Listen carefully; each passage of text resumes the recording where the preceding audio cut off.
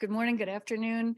It was nice to have Dr. Brooks do a wonderful introduction to what Resilience Florida is all about. And we are looking at it on the local level. So you've heard from him, you've heard from the federal level, and we are the Heartland of Florida. And we have started a Heartland Regional Resiliency Coalition. As you can see, this was some of the damage that we had from Ian in Central Florida. So it is something that we've been looking at for quite a while. For those of you who are not familiar with what a planning council is, do I have a show of hands on anyone who is not familiar what a regional planning council is? Everyone is aware of it. Okay. Well, that's good. That saves me some time on that. We were commissioned by state statute. There are 10 regional planning councils within Florida, and we cover the area of Polk, DeSoto, Hardy, Highlands, and Okeechobee, but we also have done work with Glades and Hendry on a regional level for resiliency action planning. So as a regional planning council, we do work on, we're a bridge with local governments, state governments, and working on regional transportation planning, comprehensive planning, economic development, emergency preparedness, and that sort of thing. I don't want to beat this to death. We have heard from very intelligent people that are highly qualified on talking about resiliency. But when we started talking about it with some of our local governments and partners, there's still confusion as to what the term means. So if you look at the presidential policy directive at the bottom, and even if you look at the first definition in Webster's, if you look up resiliency, a lot of times it goes to psychological resiliency, okay? The ability to be strong, to recover from things. One of the things that we found was that a lot of our partners were looking at resiliency from just one silo area and looking at it as how do we recover from something rather than how do we anticipate it. And how do we anticipate it from all of the speakers that you heard yesterday and from the other work that's going on with actually gathering data, doing modeling, looking at trends, and knowing that it's changing. We know it's changing. We have a lot of data now, thanks to the governor and to Resilient Florida. All of our local governments are able now financially to do vulnerability assessments and to look at our areas that we know historically have had problems, but also looking at it with the anticipation of as we view these things changing and as we look at the data and the science behind it, how can we prepare for it in that regard? I like to think about that song. I think it was from the Shrek movie. I Get Knocked Down. Anybody know that song? I get knocked down, but I get up again. Okay. So that just always goes through my head. But the idea behind that is let's not get knocked down in the first place if we can build to higher standards and do other things to prevent them. The Central Florida Regional Planning Council started resiliency planning with a foundational document back in 2007. They started talking with local government partners and other community partners, and they did the Heartland 2060, Building a Resilient Region. That was done in, let's see, when was that done? 2007. The report came out in 2010, and then it was revisited again to 2021.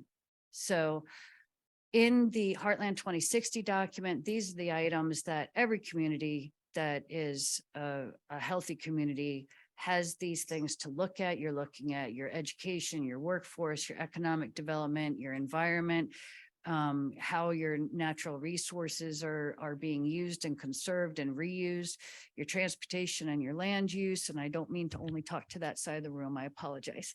I'm trying to look at the slides as well.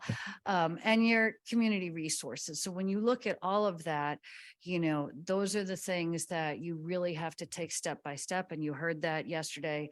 Again, with a lot of the speakers and even this morning, talking about, the impact of climate change on not just, our infrastructure, but our wildlife, our natural resources, our economic aspects of, our fisheries community brings in a lot of money into the state of Florida, and a lot of people depend on that. How is that going to change? How is the health of our residents and workers going to change? In our area, in particular, in the Heartland, we're looking at an increased population of 500,000 people. Okay, so that's a lot of people just for any community to absorb, let alone communities that are anticipating, additional problems from changing climate issues and whatnot. We also have to be realistic. And as we look at sea level rise, as we look at retreating, communities and where are those people going to go, it makes sense to anticipate that they're going to move inland. So we not only have people that are moving from the coast to come inland into the Heartland, but also, the daily influx of people that still want to move to Florida. And I think that's over 1,000 people a day. So just looking at how we're going to deal with that. And we also have a large portion of the Florida Wildlife Corridor.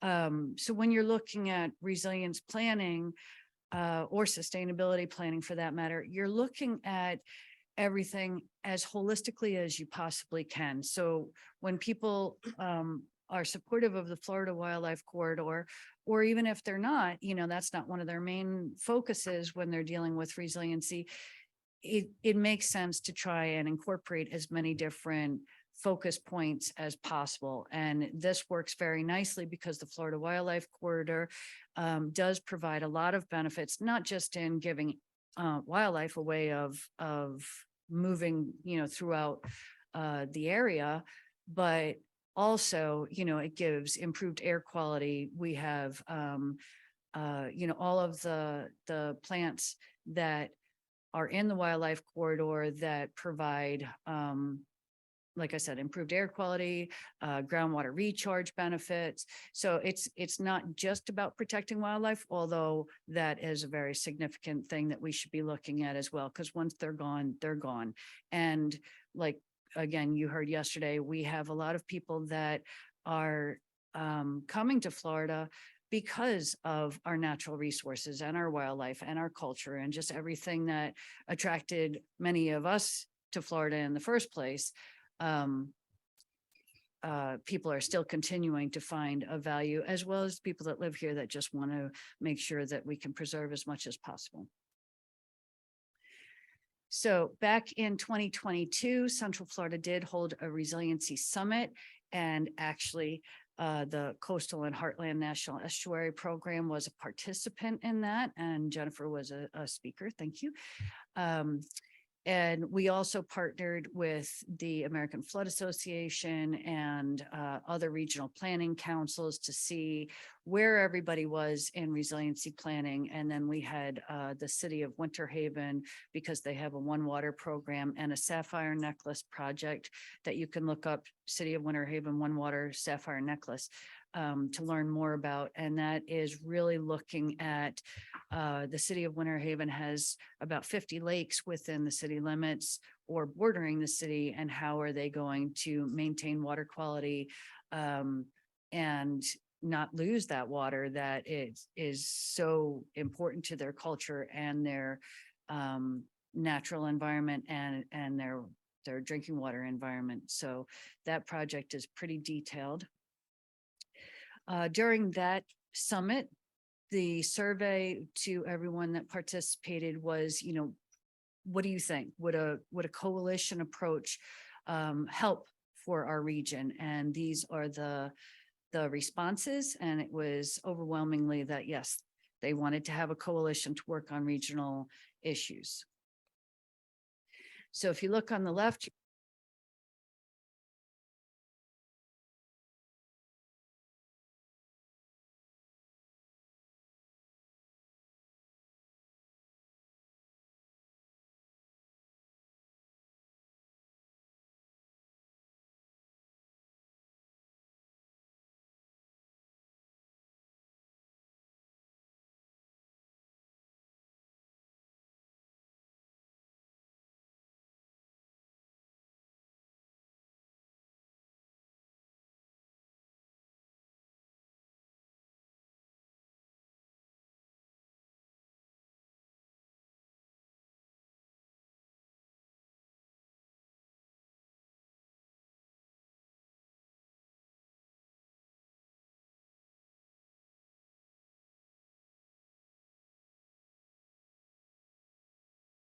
once. Oh. All right. I guess I turned it off then by accident. Anyhow, so we do have the Avon Park Air Force Range, which is within the Heartland. And that is an active range. It is used by every branch of the armed forces for training. So it's a significant range. And unlike a lot of the other military communities, there aren't people very much that live on the base, okay, or on the range, I should say. But it can go from, a handful of people to, 800 people in a training practice in a day. So looking at that and having to look at really maintaining that military installation's ability to train, people as needed. And as technology increases, they're dealing with more advanced weaponry and that sort of thing. So having to have that ability, and the thing that's happening with the military installation is the same thing that's happening with our agricultural areas. People want to move into the area. So development pressure is really putting a lot of pressure on farmlands, especially in ranch lands, because they're prime land to build on. So developers really like those. And then if they face the hardships of like citrus greening or devastation from, storms or extreme weather, and they're facing those economic challenges as well, it really does put them in a predicament. So the Department of Defense, Department of Interior, and Department of Agriculture, excuse me, I lost that for a second, formed a partnership several years ago, and they decided that they were going to work together and prioritize the buffering lands around the military installations, because we can't just pick up and move these military installations. When they were first formed years and years ago, nobody else was out there. And now, as people have found, and this is across the state, as they've found these areas attractive to move into, it's the same thing that normally happens. Then there's concerns about noise or smells or, a whole bunch of things with agriculture and with military operations. But let's be honest, we critically need both our agricultural lands and our military lands. So the partnership developed, and it's a working relationship to keep our working agricultural lands by forming partnerships with the other agencies and having those working lands buffer around the military installations. And it works out really, really well, because cows don't usually complain, about the noise or aircraft, whereas people in homes or other situations, would find that more objectionable. And what also happened, and this is something that's very important, Dr. Brooks, thank you for getting me off on this tangent. Keep me on track, because this was not part of it originally. But a lot of our species, the military lands and the large ranch lands, a lot of the species, as development encroached, were forced to move onto those lands and reestablish themselves or stay on those lands. And therefore, there are a lot of species that you aren't going to find out in other places that you will find on our ranch lands and on the military installations. So we have formed, this was several years ago, the Central Florida Regional Planning Council is the coordinator, and we formed a Sentinel landscape. Those were through that partnership between DOD, DOI, and Department of Ag. And there are landscapes across the state. We now have a new one in Florida. So we have a state that now has two. Ours is called the Avon Park Air Force Range Sentinel Landscape. And with our partners, which there are numerous partners, it was really evaluated on which lands were critical from a natural resource and from a buffering perspective. And that boundary, goes around that area, and also from an agricultural perspective. So it's at 1.7 million acres now. I think the range itself is about 110 1,000 acres. So it's a significant amount of property that we're working with landowners that are willing to partner on this, and looking at maintaining those lands as working lands or as preservation areas, like I said.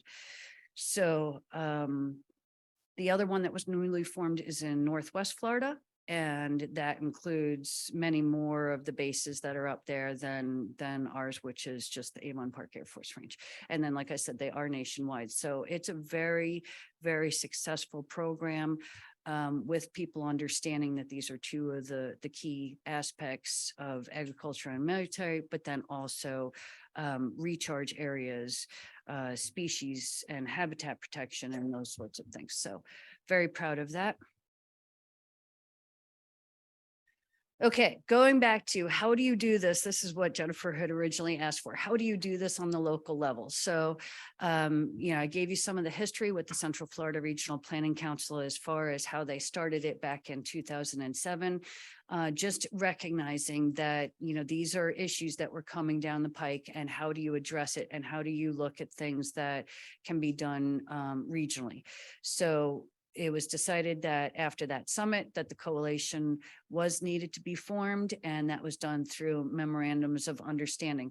Now, let me explain. You don't have to sign a formal memorandum of understanding to join the coalition. Anyone is welcome. We want to hear from people.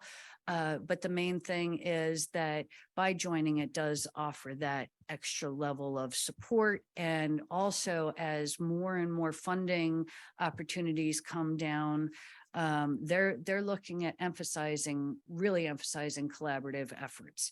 So it helps from that regard as well, to show the support of that and the commitment, I should say, as well.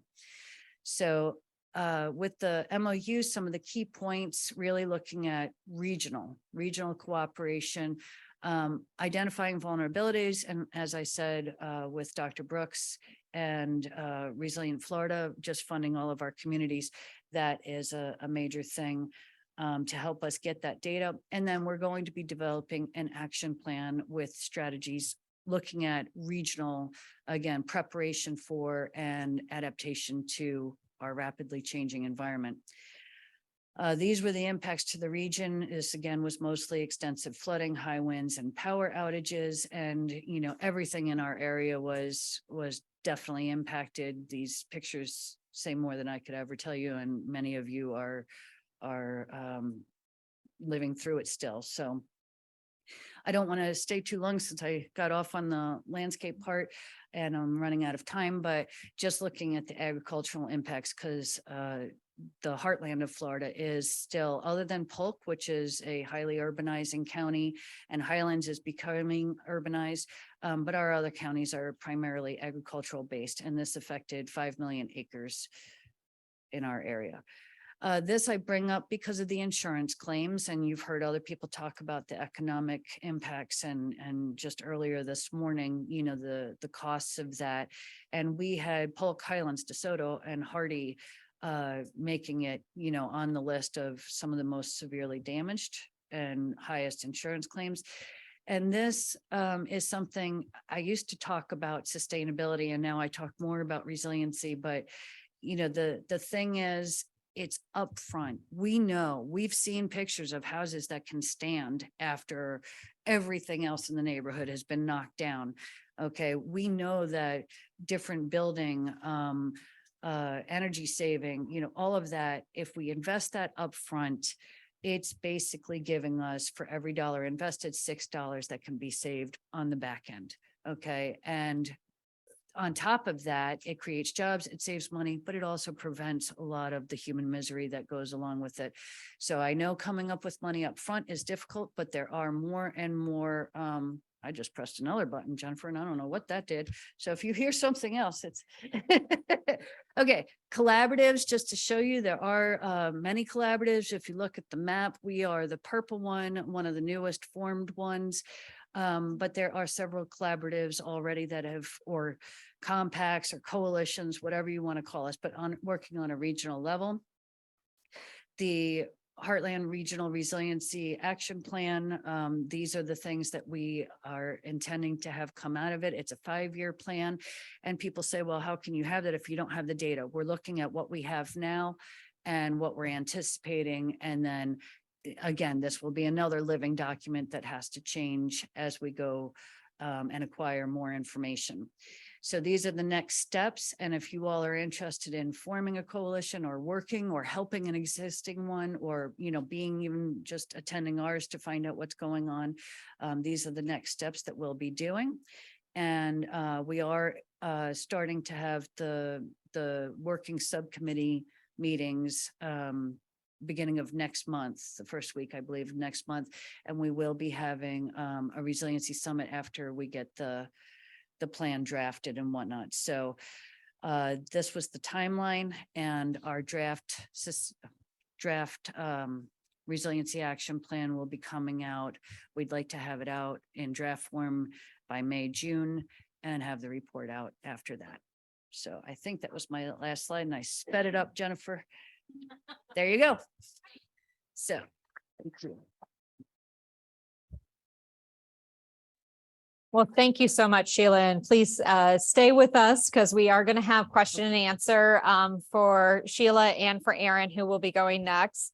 I would just like to take a moment to introduce, well, Miss Deady. I already read her bio.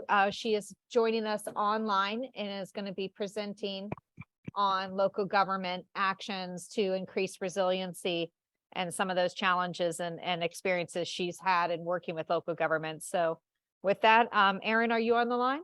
I am. Can you hear me okay? We can hear you. So I'm turning it over. Great. All right. I just want to start off by saying happy St. Patrick's Day, everybody. It is always joyful this time of the year, the holiday of my people. I am a redhead named Erin. So I come to this presentation with a lot of good vibes and a lot of spirit to celebrate the day of my people tomorrow. So happy St. Patty's Day, everybody.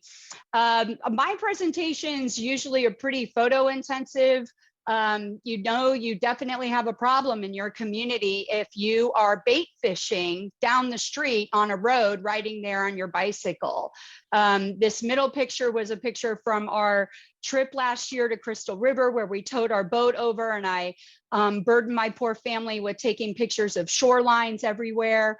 To make sure that I've got a good cross section across the state of what's going on. And poor Brandon Rodriguez there in the Key Largo area was having a real tough day with some king tide flooding in Key Largo. Next slide. So this is just kind of a quick history. I get a little frustrated sometimes when I see media reports that talk about the fact that Florida has not been at this for a long time. Florida has been at the climate policy game for many, many years, back all the way to Governor Jeb Bush when he established one of the first energy and climate commissions within the state of Florida.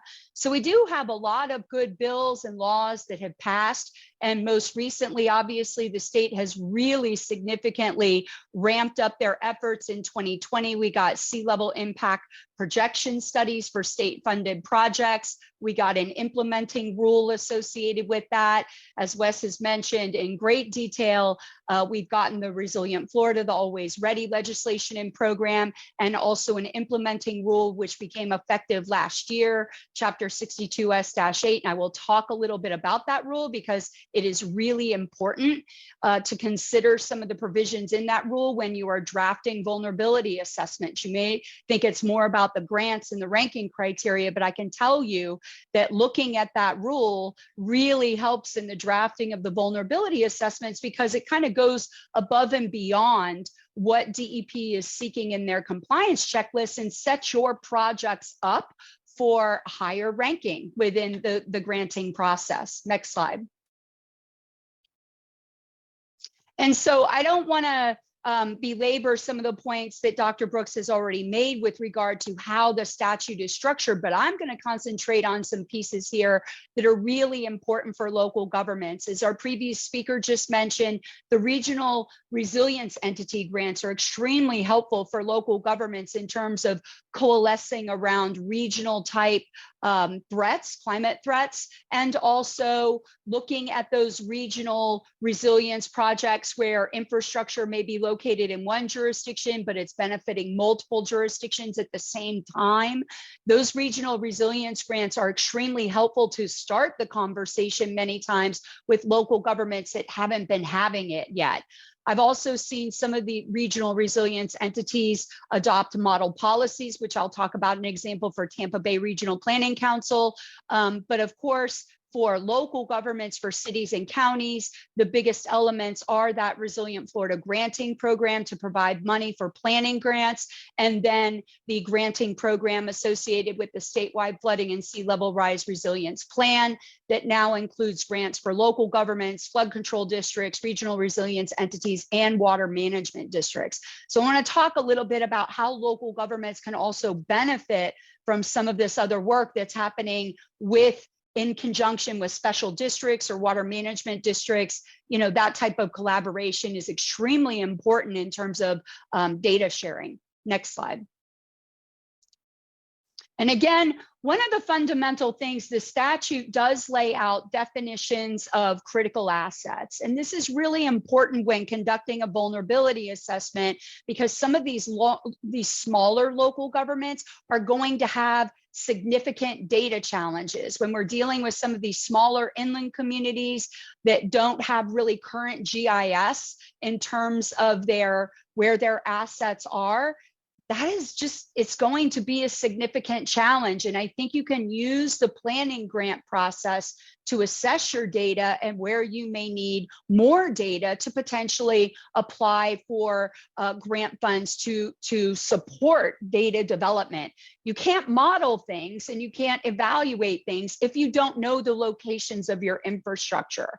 And so one thing we talk to local governments about is we do a significant scrub of the data that we get in to conduct the vulnerability assessment and make a lot of recommendations about how they can manage data going forward.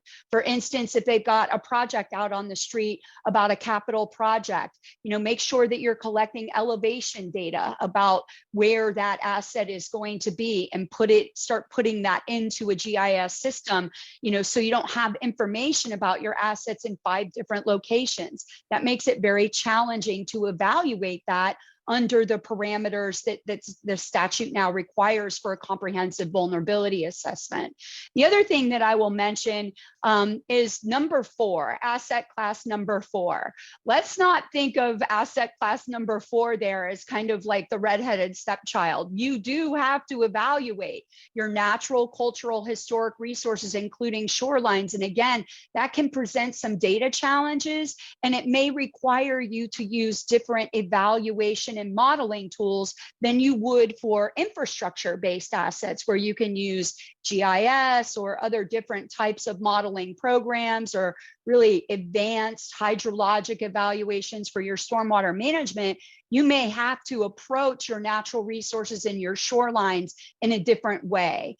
The other thing is that segregating out what the local government owns and maintains and has legal responsibility to manage in terms of critical assets versus those that are regionally significant assets. You still have to include them in your vulnerability assessment, but that may spur additional collaboration conversations across jurisdictional boundaries, because identifying that is new from the legislation this past year. Next slide.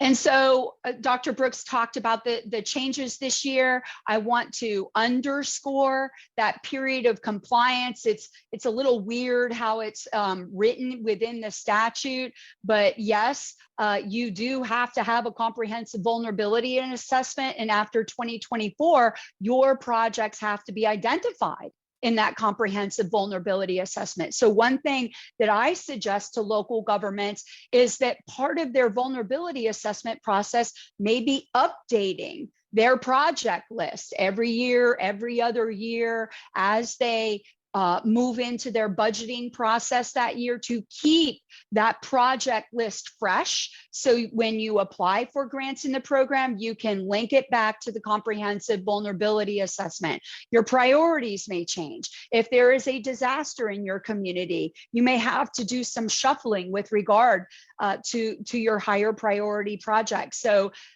making sure that your document can be a living document and can encompass those projects that you want to subsequently apply for grants with, that's a really, really important thing.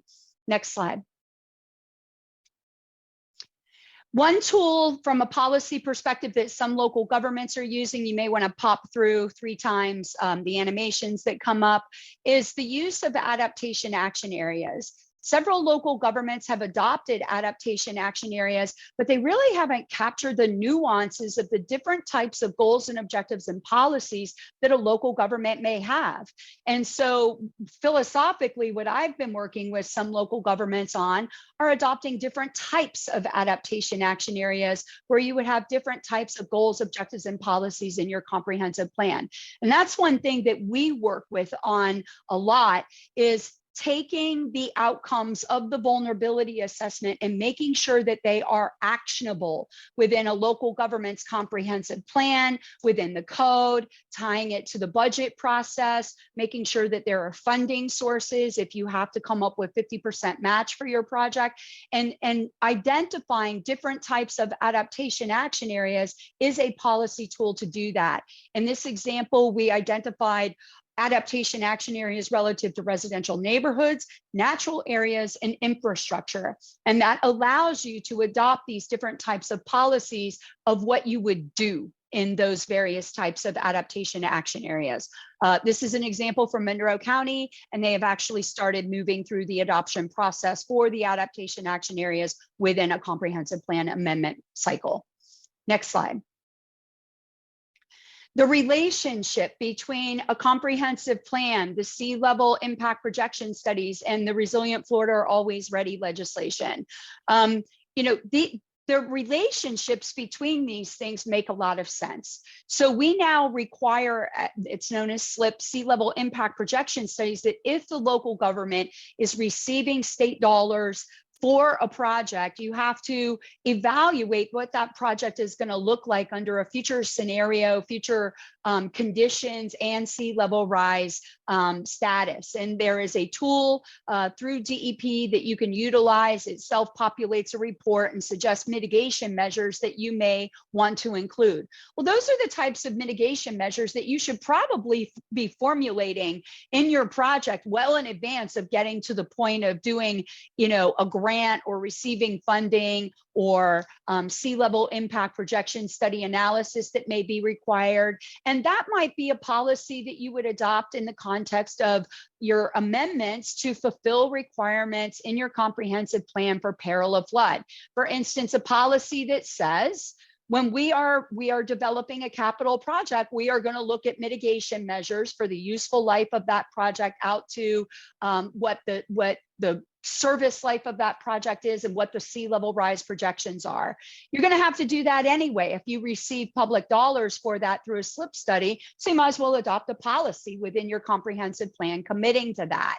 And then again, I talked about Chapter 62S-8. Most people view that primarily as a rule that implements how DEP ranks these grants, but I will tell you that there are portions of that rule that are very helpful in terms of conducting a vulnerability assessment. For instance, some of the ranking criteria is related to data compilation on existing flood risk within a potential project area. And I can tell you, as somebody who writes some of these capital project grants, local governments rarely have the anecdotal data to support that evaluation within the grant application process. So looking at how you can tie some of that information to rainfall gauges, or looking up front within your vulnerability assessment process to set up success for when you apply for those projects is a really good thing. So I would say, I would recommend to people in conducting vulnerability assessments, don't just be looking at DEP's compliance checklist, look at this chapter 62S-8 because it's super helpful. And all these things are really tying together, driven by Dr. Brooks driving around, amassing huge amounts of frequent flyer miles, writing big checks, on the part of the state of Florida for local governments to do that. There is a confluence of these things that is driven by the money, but that doesn't mean that it's the only reason to be doing this. I mean, local governments need to be preparing, they need to be adopting these policies within their comprehensive plans and identifying their highest areas of flood risk and their priorities for addressing that. Next slide. And so I've talked a little bit about some case studies with vulnerability assessments. This is my local ramp, 5 minutes, boat ramp, 5 minutes from my house.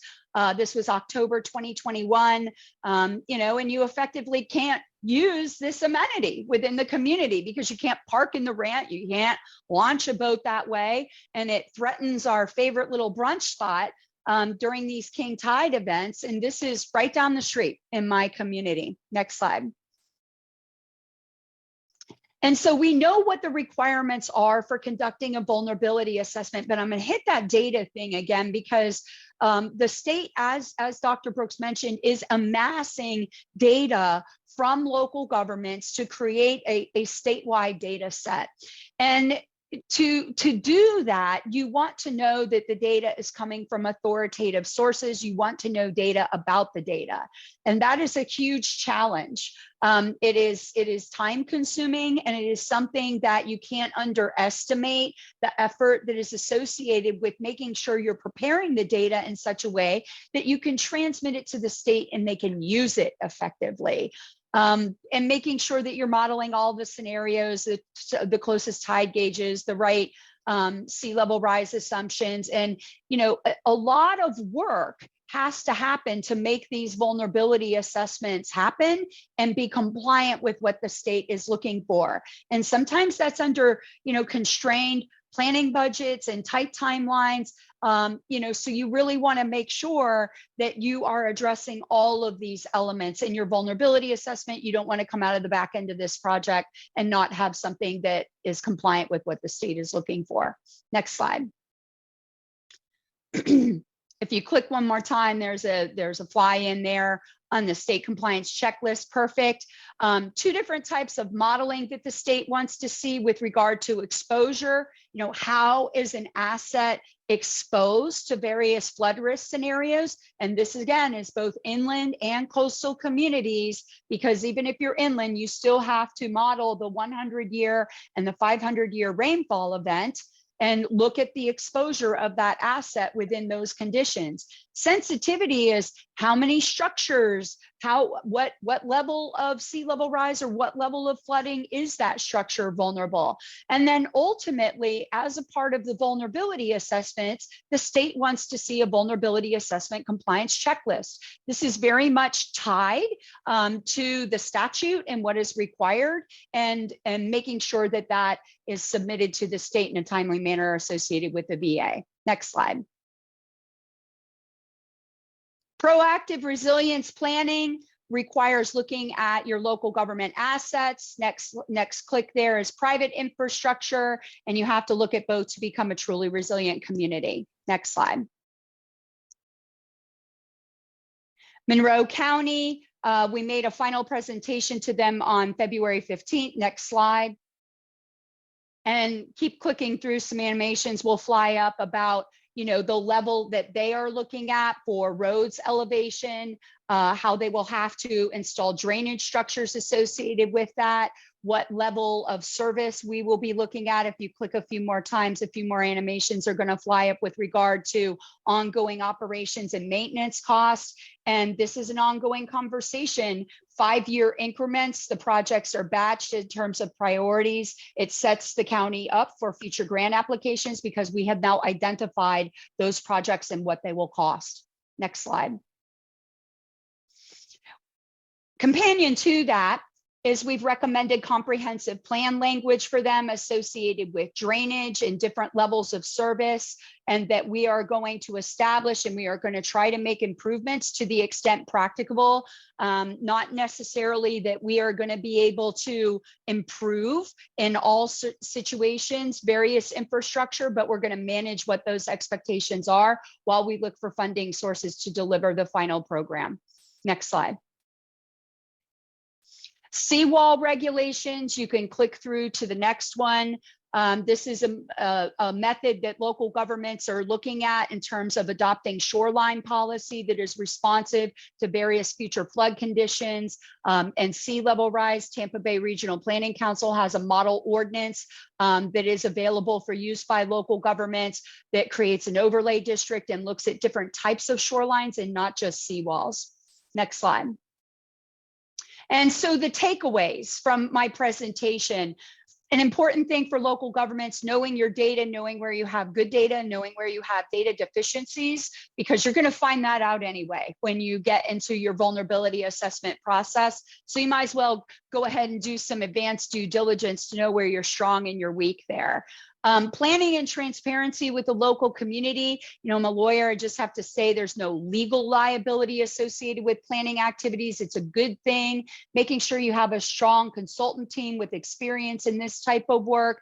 Timing the development of your projects, that magical deadline every year of September 1st for grant application deadlines, and making sure that you've had discussion about advanced match to make your projects as competitive as possible. DEP is going to be offering a lot of support this year in grant formulation, which is going to be fantastic to help people have realistic budgets, timeframes, what needs to be within these grants, and figure out what you need to be compliant ahead of time. So you are really set up for success in this program, both from a planning perspective and a capital project perspective.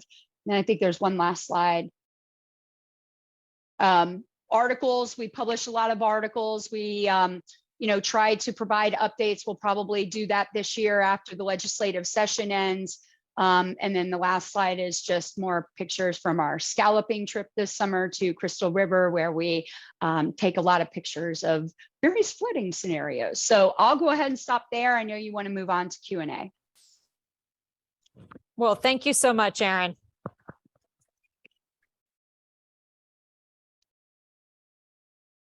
And for those of you who don't have it open, please open your Minty now. We're going to be turning over to that right now.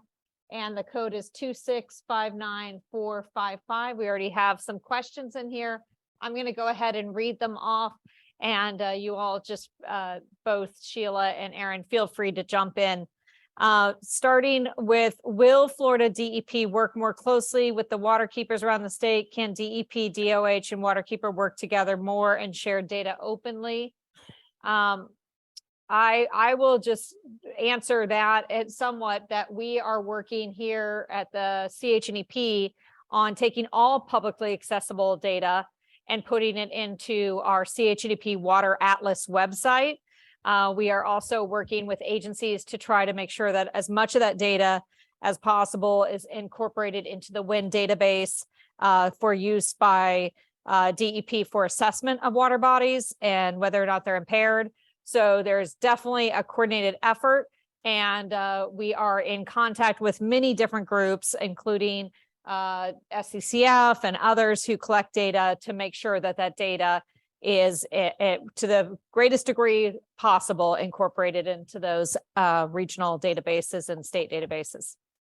Next one is, has there been any focus on removing or at least reducing blockages to enforcing existing rules, such as workload per regulatory staff or emphasis on permitting without compliance follow-up? So it's kind of a regulatory question. I know, Erin, if you might feel that you have any comments on that one.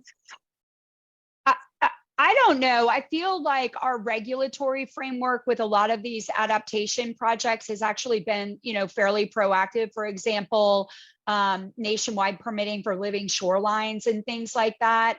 I can't speak to some of the other infrastructure projects because they're so localized versus, different types of permitting. I do know, we know more in terms of the statewide stormwater rule. We're getting closer to getting that finalized, which of course is water quality focused, but quantity and quality go hand in hand.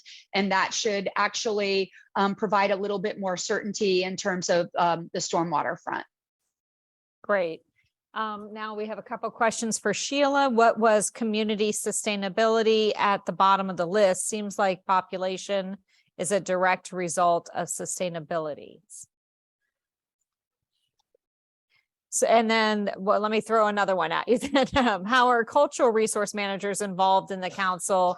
How could an additional or another archaeologists get involved and potentially assist with defining and planning for those critical assets, cultural resources? So I think that community sustainability is. Oh, sorry. Thanks. Yeah, you want to this. I actually don't remember that being on the slide, which slide that's referring to as far as community sustainability, but with community, we need to do community resilience, looking at that so that we can do it from a safety perspective. And then community sustainability, if you're referring to the cultural aspects of it, it's certainly not on the bottom of the list. They weren't listed in any sort of a priority on the slides that I did, as far as maintaining the culture, like the example of the city of Winter Haven, and they're planning on the Sapphire Necklace, and those 50 lakes that they have. That is a big part of why many people live in the city of Winter Haven, so how can we maintain those types of assets?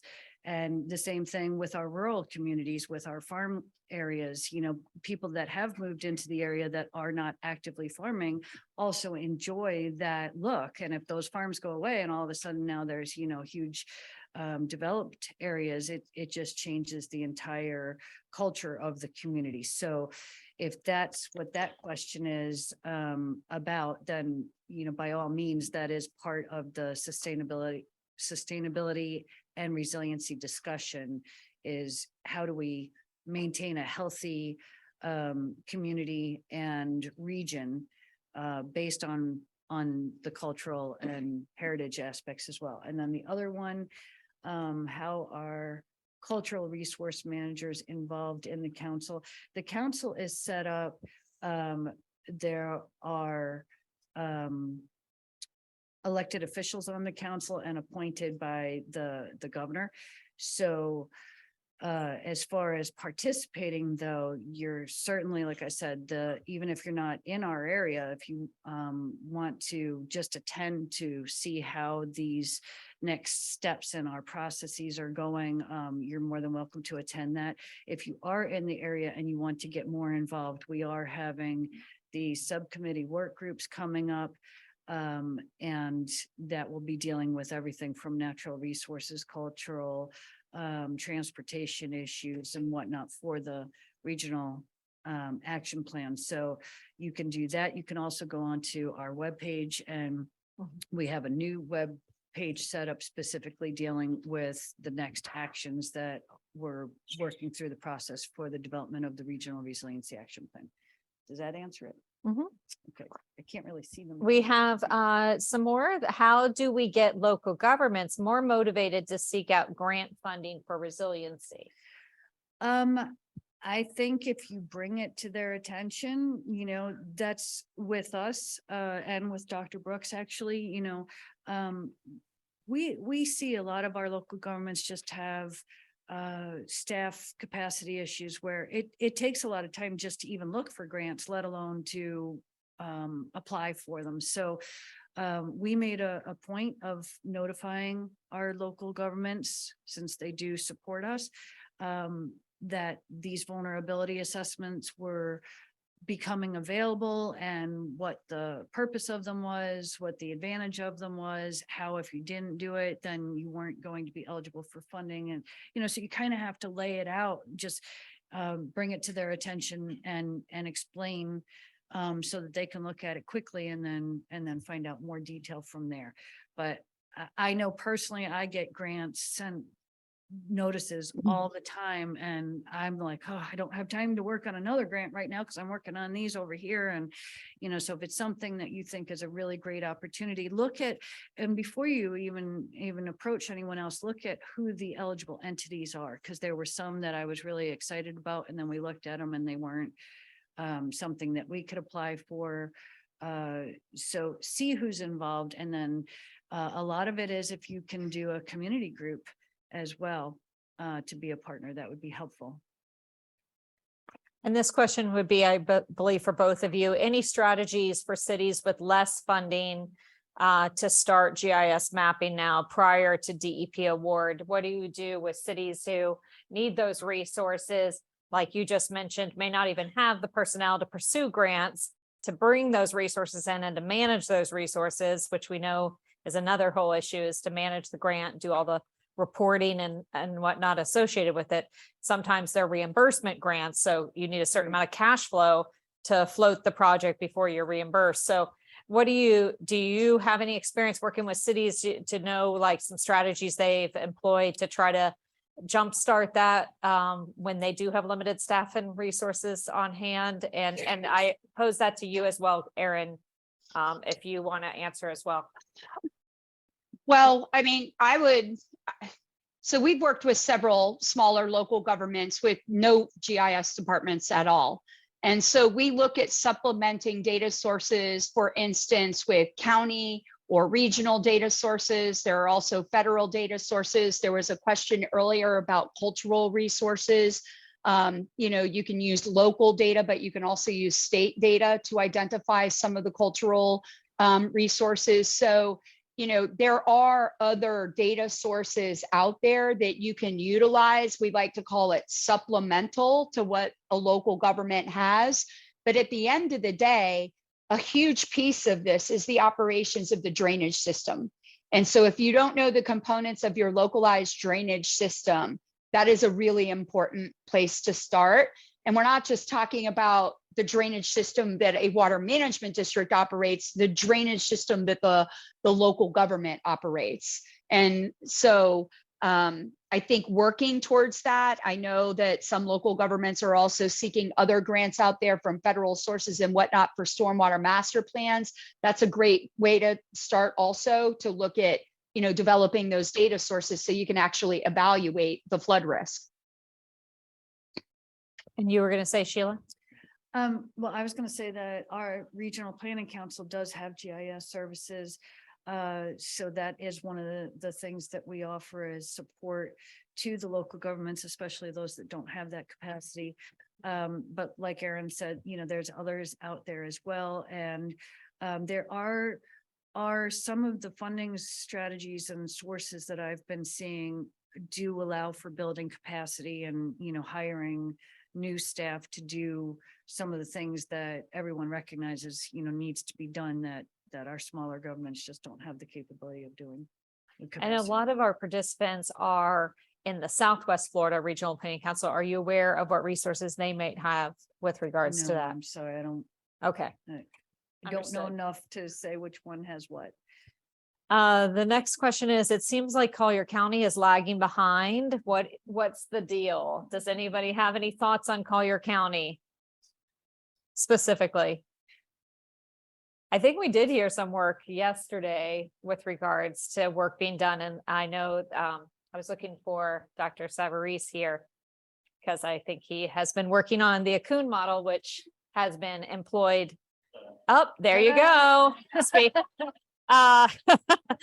You step out of the room and this is what happens. So we had a question, Dr. Savarese, about what it seems like Collier County is lagging behind in this work. What's the deal? And I was just mentioning that you have been working with the Akun model in Collier County to at least try to identify vulnerabilities and risks in their vicinity. So yes, I mean, sorry, I had to step out. It was an emergency call. Sure. Yeah, I was curious in Les's presentation, Collier County's summary wasn't up there, but I don't know if that was left out because it's outside of the. Yes. Yeah, I mean, Collier County has, again, I don't know the context of the question. Collier County has a fully functional common model and has had the training to use it. Whether they're actually going to use it isn't clear to me at the moment. The rest of the Southwest Florida 3 coastal county region, Charlotte and Collier now have the larger plus, so that's available. I know Charlotte County is using it. I should tell you that Coon is being used in Collier is being used by Everglades City and by Naples for their vulnerability assessments. Naples is using it now for their adaptation. So all of that is moving forward. So there's some encouraging news that there is work being done in Collier County. And we only unfortunately have time for one more question. Erin, should we be concerned about preemption bills attempting to stifle local resiliency efforts or ordinances? Are you concerned about what can we do about that? The public is asking. Yes. I mean, that's a really kind of simple answer to it, but there's, in my opinion, there's no time like the present to really look at your code and look at your comp plan. You don't have to wait every 7 years to look at your comp plan and be proactive about this. A lot of the focus with the vulnerability assessments is making sure that you're in compliance with these peril of flood amendments from 163-3178, but that's only the coastal element of the comprehensive plan.